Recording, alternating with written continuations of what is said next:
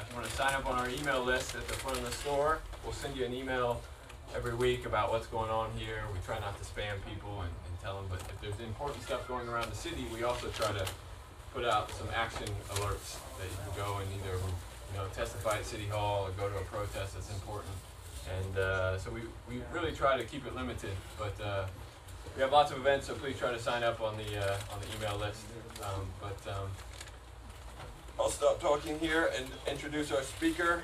We have Lucas. Lucas is a one-time, he can tell you a little bit about his history. He's a one-time documentary filmmaker and researcher in the 9/11 area, and that's how he first was introduced to me in the store.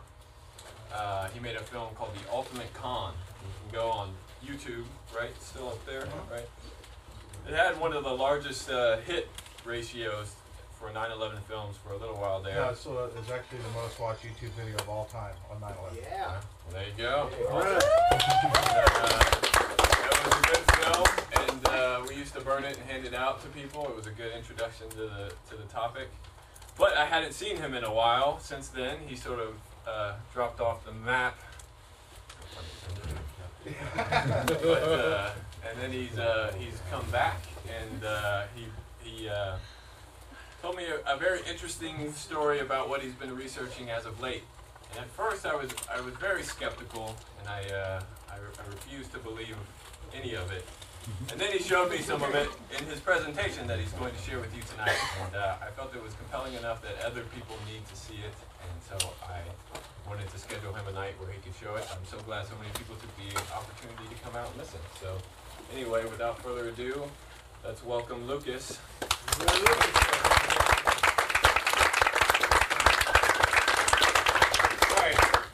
First I'll tell you that I created this presentation for my friends. I didn't really create it for a public presentation. This was just something I did so I can show my friends what was going on. So with that in mind, I know a big question is going to be when. I can't answer that. Soon. I can say soon, but I cannot say when. Okay, so what I'm going to do is I'm going to start out. How many of y'all saw the Norway spiral? All right, so only a few of you actually saw the Norway spiral. All right. Back when Barack Obama got his Peace Prize in Norway, this appeared in the air, okay? And here's the video of it. Now, keep in mind that this was seen by thousands of Norwegians, and basically they tried to dismiss it as a Russian rocket. Okay, now ask yourself, would the Russians really launch a rocket over the head of a president while he was in Norway? I mean, no. If they would the news be talking about it every day? Was the president's life in danger? Oh. Okay, well, so you have this. Well, they did a really good job. I think this is one of the best jobs that the mainstream media has ever done at keeping something quiet, because very few people know about this. And I'm not going to get in. This presentation is pretty much all fact. I'm not going to get into my own personal beliefs about this stuff. But what I'm going to do is I'm going to show you all facts, and then from there y'all can put the pieces together how you want. So, if you come up here, you look, this is what was pictured. There's thousands of pictures of it now. Keep in mind, you see this orange right here, the sun is about to rise. This was at about 8 o'clock in the morning in Norway. Oh, I can speak up, or I mean, yeah, I mean, I don't care. When your head turns, though, your voice will okay, project sorry. On there. Okay. I can hear you good back. What about us old people in there? Right. That is right up there.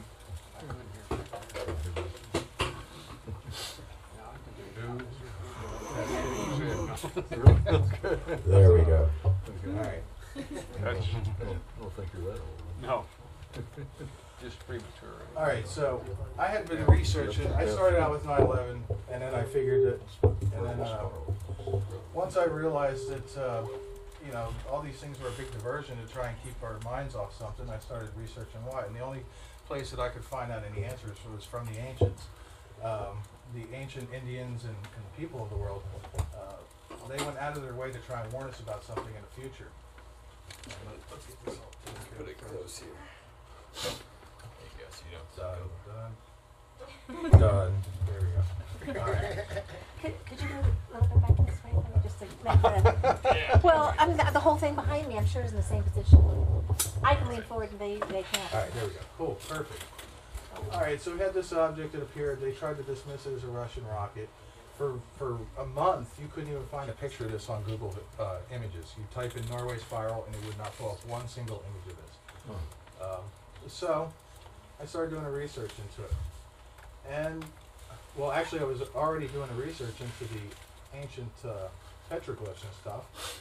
And what I found is that, since this decided it wants to get through this little loading process here. What's a heteroglyph? A petroglyph is a cave drawing, or a cave carving, like this. I found that these things, these spirals, were everywhere, all across the world. You see the one on his chest there. You see that one there. You see all these spirals everywhere. Now keep in mind that these things, like for instance this one here, they show it next to a dead lizard. Most of these things are associated with death. They see the wave going up to the mountain, the deer and the people running away from it, the dead fish. Alright. So, these are all different various cave drawings. Now you see in this one, you have the spirals, you have dead trees, you got waves. How old are these supposed to be? They vary, usually around 3,600, 3,800 years old.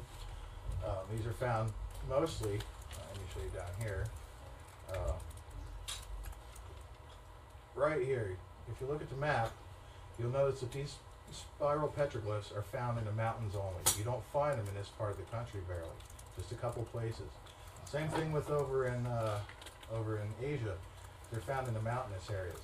And so, you notice these things everywhere.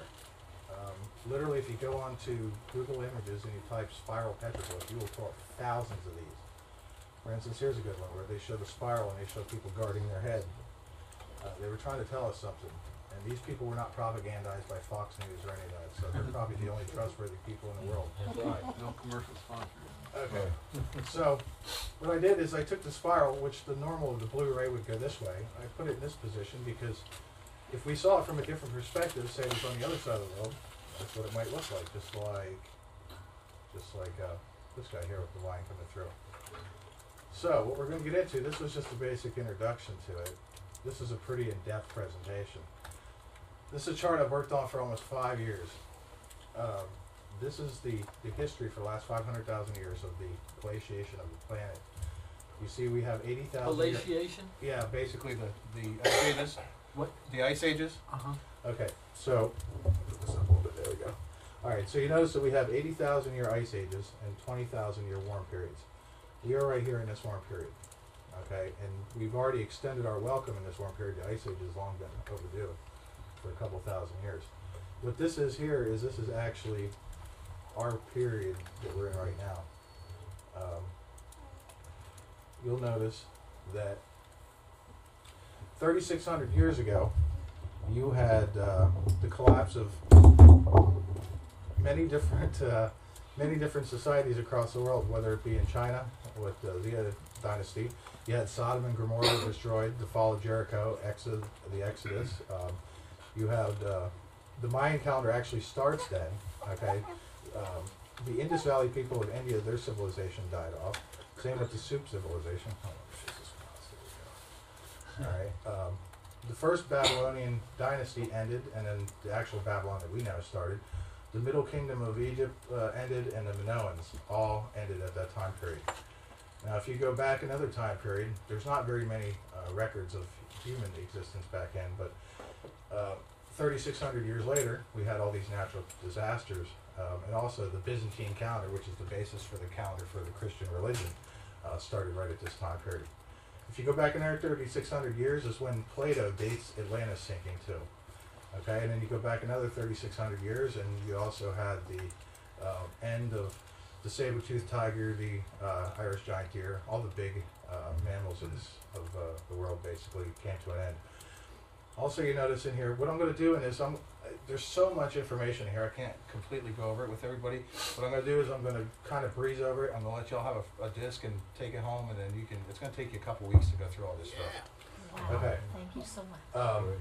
Basically, so you've got all these different events that happen, okay? Now, this is where it starts to get interesting. All right, December 1981, Astronomy magazine. They're looking for an elusive planet much larger than Earth. Um,